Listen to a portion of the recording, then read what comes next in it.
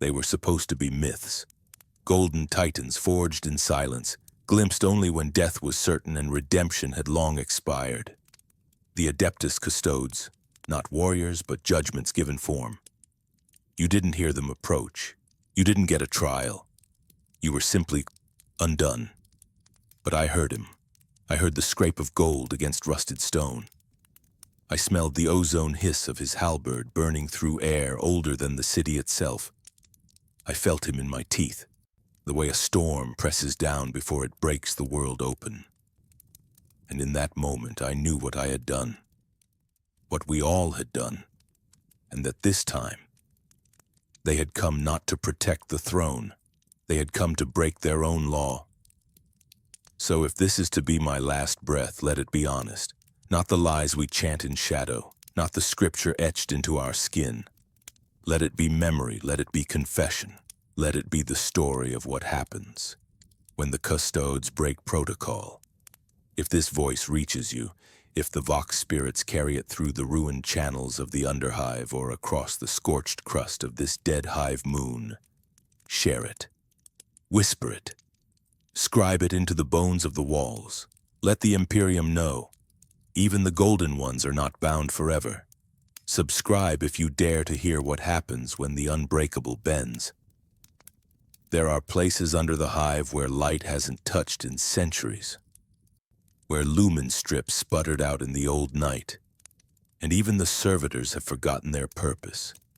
Places where the rust breathes heavier than air and walls sweat with oil like dying skin. That's where I worked, filing ancient invoices, routing decayed data scripts through cogitators held together by prayer and stubborn heat. I never planned to become a heretic. Most don't. Heresy is rarely a choice. More often, it's a feeling that slips beneath your nails. It arrives quietly, in the quiet click of a broken servo arm that shouldn't still move, in the low hum behind Vox grills that no one else seems to hear, in the way the city forgets your name, but the shadows whisper it back. He came with the smell of promethium and soot, a tall figure cloaked in a red cowl, face hidden behind a half-mask of cracked porcelain. He didn't speak right away, just stood in the arch of the rust shrine listening to the coolant drip. His silence was louder than any sermon I had ever heard. When he finally spoke, it was like an old hymn sung backwards. "You are not broken," he said, "just misfiled." At the time, I thought he was mad, a failed priest from the downspires, some disavowed scribe turned mystic, but I listened. We all did. The others in the sector. Scrubbers, hab-welders, failed tech adepts. We were tired of praying to a throne that never spoke back. Tired of pretending the Aquila still meant something when the God Emperor's light didn't even reach our levels. He called himself Maldrus. He said he had seen the other side of the cog, that the Omnissiah had gears we were never meant to understand, that the machine spirit had a twin locked in the dark, humming lullabies through our data feeds. At first it was just gatherings, late in the shift cycle, huddled near the collapsed exhaust vents where picked feeds had long since died. We would recite the Psalm of Rusted Ends, his invention, and burn offerings of cracked circuit boards and oil-slick rags. It felt foolish but also warm, real, more real than the cold shrines of the upper manufactura, where servo skulls judged you with hollow eyes. Then came the changes. We began seeing symbols in the grime, not scrawled but formed naturally as if the filth itself was speaking. Vox units chirped static patterns that matched our chants. One of the scriveners claimed his missing thumb had grown back overnight, but the nail curved inward like a thorn. Another swore he'd seen a reflection in a pool of sump water, not his own, but something taller, crowned in flame, wearing gold too bright to look at. Still, we didn't stop. We wanted more. We needed to believe that something down here saw us. The turning point came with the breach. Not a warp breach, not yet. Just a structural one. A quake trembled through the lower levels, tearing open a sealed hallway we'd never noticed. It smelled of ash and ionized metal, like a reactor dreamt of fire. Maldris called it a sign. We called it salvation. Inside the breach, we found a room that didn't match any schematics. Smooth walls of blackened metal unmarked by age, no cogitators, no picked units. Just a dais and a pit filled with coiled cables that pulsed like arteries. And at the center, a broken statue, humanoid, faceless, hands raised in welcome or warning. The statue was carved from something that shimmered when you weren't looking directly at it. Something that smelled like old blood and fresh data. That night we performed our first true rite. Maldris wore his full regalia then, not just the red cowl, but a breastplate etched with untranslatable script. He placed vox cords into the mouths of the willing and told us to listen. Not with ears, he said, but with the metal inside your marrow. I remember the chanting, the way the pit seemed to pulse in time with our words. I remember the heat, not from fire but from pressure, like the weight of another dimension pressing close. And then I remember silence, complete, perfect silence. No breath, no heartbeat, no static. Just a void that reached into us like a hand, turning us inside out and whispering in pulses of thought. Some wept, some laughed. One simply screamed until his jaw dislocated. When it ended, the lights above the dais flickered on. Not amber like Imperial strips, but green. Pulsing, toxic green, like something alive. That was when I first felt it, the presence. Not a demon, not a god, not the emperor, something else. Watching, breathing through rust, thinking through forgotten machines. And that was also the first time I felt him, not Maldris, him, the custodian. I didn't see him, not yet, but I felt the air change, the temperature shift, the way the metal under my boots vibrated like a heartbeat skipping. He was coming, and whatever we had awakened, he already knew. We didn't know his name. I still don't, not the way the administratum assigns them, long strings of syllables wrapped around ancient Terran lineage. No, we named him by sensation, by fear, by the way he moved. Smoke loom, because that's what it felt like when he arrived, like the smoke itself had grown bones. It began the day after the ritual. No one spoke of it. No one dared to ask what we had really summoned or whether we'd invited something in, or simply unsealed what had always been waiting beneath the hive. We returned to our cogitators and filament grinders, but the silence between our tasks was different, tighter, like something large was listening between the ticks of the shift chrono. That's when the lights began to die. Not fail, die. Lumen strips flickering one by one, section by section, not with decay but precision. Like fingers pinching out candles. We thought it was them at first, the ones behind the veil, the spirits of rust and code Maldras said would rise when the prayers aligned. We were wrong. Smoke rolled in from the maintenance corridors. It wasn't chemical. No stench of promethium or vent oil. This smoke moved like breath, curling around legs, slipping between seams in flak armor, climbing silently toward the ceilings like it wanted to hear your thoughts. Someone screamed when it touched them, not from pain but from memory. A single tendril brushed their shoulder and they fell to their knees, sobbing in words no one recognized. That was when we saw him, at the end of Corridor Gamma 19, first a shadow, then a shape, then a silhouette rimmed in gold. He didn't walk, he arrived, each step not louder than a heartbeat but heavier than guilt. You felt it before you heard it, like your bones wanted to kneel. Not from reverence, from inevitability. The custodian, a giant, not just in height but in presence. 9 feet tall and plated in armor that shimmered like molten brass frozen mid-scream. His pauldrons bore no chapter insignia, just the aquila, radiant and cruel. His helm was expressionless, not empty, restrained. A face shaped not to inspire awe, but to deny you the comfort of it. And in his hand, a guardian spear, taller than a man, its haft engraved with script so old it bled light through the metal. He didn't speak. He didn't have to. One of our cults, Grem, I think, stepped forward, raised his hands palm out. "We serve the hidden Omnissiah," he said. "The gears beneath the gears." The custodian looked at him, just looked. Grem burned. No fire, no plasma, no beam of holy retribution. He simply was, and Grem's atoms unstitched in place. His flesh evaporated like mist off a cooling vent, leaving only a pile of ash in the shape of a scream. That was when we ran, or tried to.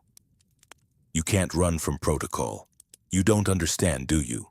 Custodians aren't just warriors, they're doctrine incarnate.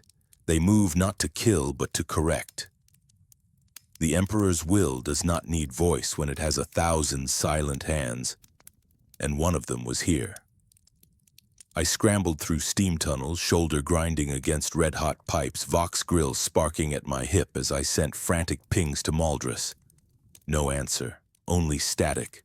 Only the hum of something vast and ancient tuning its breath to the rhythm of our panic. Behind me I heard nothing. No footfalls, no combat. Just lights failing, one by one. As if the custodian didn't chase. He merely moved, and the hive erased everything in his path to make room. That's when I made the mistake. I looked back. I shouldn't have. He was standing still, maybe 20 meters away, framed by broken conduit and dripping smoke. His guardian spear rested on the floor beside him, the blade humming gently with energy that refused to crackle or glow. It whispered. The same way a sword does when it's about to end a dynasty, and his head tilted. Not curiosity, not pity, just adjustment. Like a machine measuring deviation from ideal function. I dove into a waste chute, slid 6 levels down on a torrent of coolant and hope. Landed in an abandoned servitor bay with a cracked viewing shrine and a busted cogitator still blinking fragments of litany code. There I found Maldras, alive. Barely. He was kneeling before the busted cogitator, fingers splayed across its flickering screen. His red cowl was gone, revealing skin etched with burns shaped like circuit patterns, too symmetrical to be accidental, too perfect to be man-made. His eyes glowed green, not warp light, not demon fire, data glow. He turned slowly, smiled. "He's come," he whispered. Just as the script promised, I grabbed him, shook him. "Who is he? What is he doing down here?" "He's not here for you," Maldras said, voice rasping like spent incense. "He's here for me."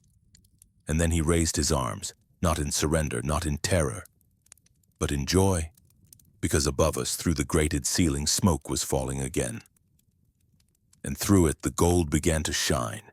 You don't understand what protocol means until you see it applied to flesh, not rules, not orders, not doctrines scribbled in some priest's scriptura under a flickering lumen. I'm talking about protocol as force, as compulsion woven into the fiber of a being until their blood pulses with it. The custodian didn't move like someone following orders. He was the order. The decree made gold and flame and judgment. When he entered the pit, everything stopped. The pit was where we hid the heart of the chant. A hollowed manufactorum shell, decommissioned 5 centuries prior. The walls were jagged steel ribs coated in soot and whispers. 8 of us remained. 8 cultists. 8 cowards. We stood in a half-circle, arms shaking as we re-chalked the sigils on the floor with fingers numb from fear and frostbite. The last of the censers still burned, dripping violet smoke from bones that had once belonged to an Arbites. We didn't speak. We prayed. But the pit had already chosen its answer. There was no door, just open air and dread. And then he was there, not entering, arriving. One moment there was only silence and flickering flame.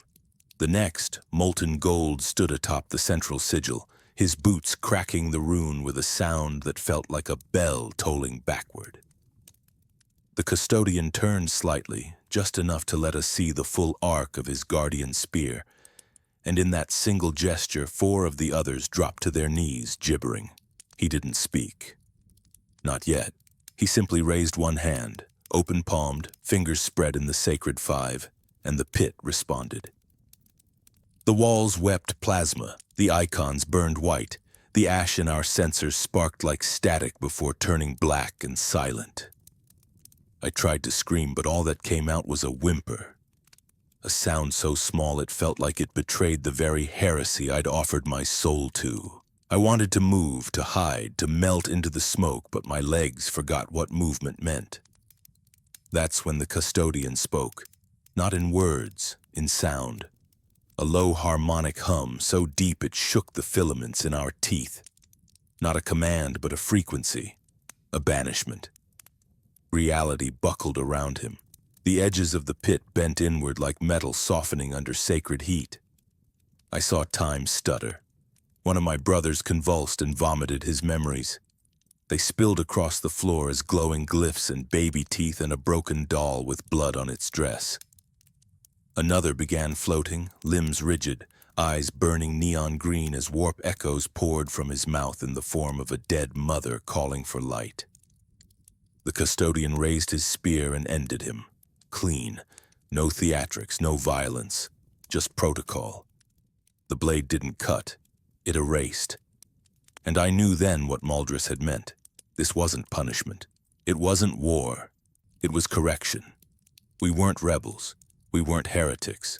We were typos, glitches in the Emperor's syntax. And the custodian, this golden horror wearing judgment as skin, he was the autocorrect of gods. I stumbled toward the edge of the pit, limbs shaking. Not to escape. There was no escape. But to reach the backup sigil. The one we'd etched beneath a cracked servitor crucible months ago in case our main glyph failed. Maybe, just maybe, we could call something, anything, that could level the scale. The custodian noticed. He turned his head, not urgently but inevitably, like gravity, like the last second before impact. I reached the glyph, fingers outstretched, blood trailing from my knuckles where the ritual had burned through skin and truth, and I touched it. The floor screamed. A vertical wound tore itself into the air behind me. Violet tendrils unfurled. Warp light spilled across the steel like oil on water. For one breathless instant I thought we had done it, that something from beyond would meet the custodian's wrath and even the odds. Then the custodian turned fully to face it, and the tear closed itself. The warp fled. No demon came through, no tongue-lashing monstrosity, no bleeding angel, just silence. Because even the warp, even the madness between stars recognized what stood in that pit. Something older than mutation, something more absolute than madness. Enforcement. And then the custodian looked at me, not with hatred, not even disappointment, just inevitability. And he began walking. 1 step, 2, each one a collapse of reality behind him, each one making the world smaller. I don't remember running. I only remember falling, down a waste shaft half melted by promethium through layers of echoing rust and waterlogged metal until I landed face first in the black. I was alive. The custodian hadn't followed, not because I escaped, but because he didn't need to. I found myself in the ossuary beneath Hab Trench 12 Kappa, a forgotten catacomb of rusted bones and silent altars that hadn't seen worship in centuries. Above me the world burned golden. Below it waited in ash. The Hab had collapsed 3 days before. They said it was sabotage, a chaos cell, mutants hiding beneath the grates. But I knew the truth. I had seen it. When the custodian stepped onto our world, reality reshaped itself around his presence. Not instantly, not even violently, just certainly, like a tide reclaiming its coastline. The prayers etched in ferrocrete cracked. The Vox screens flickered scripture they were never programmed to display. And one statue, one forgotten monument to a martyr whose name had long since been erased by decay, began to bleed, not drip, weep, from its eyes, its palms, the thorned wounds sculpted into its bare ceramic feet. And everyone saw it, even the scribes who mocked miracles, even the enforcers who dismissed relics as decorative propaganda. The moment that statue bled, everything changed. Some bowed, some screamed. Some fled into the undercells to hide beneath layers of steel and radiation shielding, thinking it would protect them. I followed the blood, because I knew even then that protocol was unfolding, that whatever was coming wasn't chaos, it was correction. In the shrine's sublevel, a single custodian stood, still as icon, eyes locked not on the altar, not on the shrine, but on the bleeding statue, as though listening for something beyond flesh or reason. I watched from the shadows, not breathing, barely alive. My robes were torn, hands scorched from failed sigil attempts. I had eaten nothing in 2 days but carbon flakes scraped from the duct rails. I was no longer a man, just remains. And yet, he turned. He saw me. No weapon raised, no voice, just that gaze. As if the Emperor himself looked through those helmet lenses and decided whether I deserved to be remembered or erased. I stepped forward. Why? I still don't know. Maybe it was exhaustion. Maybe it was faith. Or maybe I wanted to understand what it was like to stand in the presence of a god's anger and still remain whole. The custodian said nothing.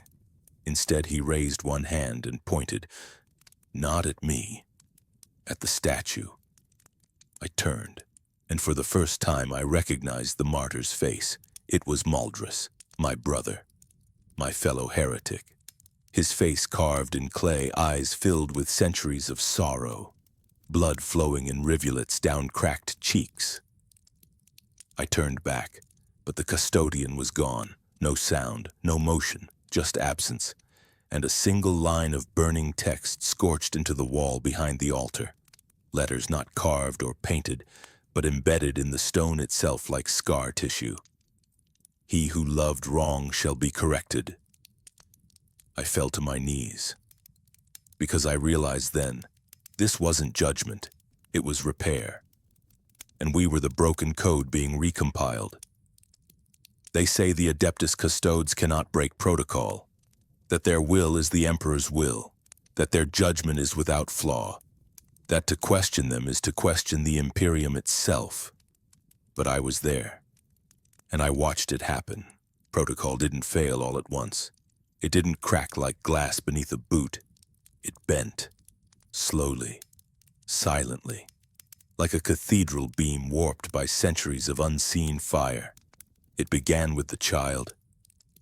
She couldn't have been more than 6, a feral thing with a shaven head and machine-scored cheeks. Her eyes were the color of ash, and when she spoke, the words were not her own. They were hymns, reversed and whispered. Vox blood speech, warp-touched. The black ships had missed her, or ignored her, or perhaps the Emperor himself had hidden her away like a secret lost beneath the rubble of forgotten wars. The custodian stood before her, tall as hope, silent as execution. His guardian spear glowed with plasma warmth. His cloak fluttered from wind that didn't exist. The child reached out, and for the first time the custodian hesitated. He should have ended her. Every protocol demanded it. She was tainted, corrupted. Her breath turned holy texts to static. Her heartbeat interfered with nearby auspex scans. She was a flaw, but he knelt, he lowered his spear, and placed one gauntleted hand over her chest, not to destroy but to feel. She wept. The sound was wrong, broken. It echoed sideways as if reality didn't know where to place it, but it was weeping nonetheless. And then she said it, in a voice layered in vox screech and infant sorrow. Am I still human? The custodian didn't speak, but he did something worse. He turned and walked away. Not out of fear, not out of mercy, but because he did not know the answer. And that moment, that breath where certainty shattered, that was when protocol failed. I watched from a collapsed mezzanine, my own breath stolen by disbelief. He had spared her. The Custodes do not spare. They cleanse. They execute. They preserve the Emperor's truth through action, not reflection. But he had walked away. And with that single act, the world broke open. The girl screamed, not in rage, in revelation. The air tore, a pulse of warp light erupted around her, not as an explosion but as a rewrite, reality being rewoven into new shapes. Shrines inverted, statues bled ink, vox units began broadcasting her heartbeat. And all through it the custodian did not return. He vanished, not into shadow, but into uncertainty. Because maybe he had seen something in her, something worth sparing.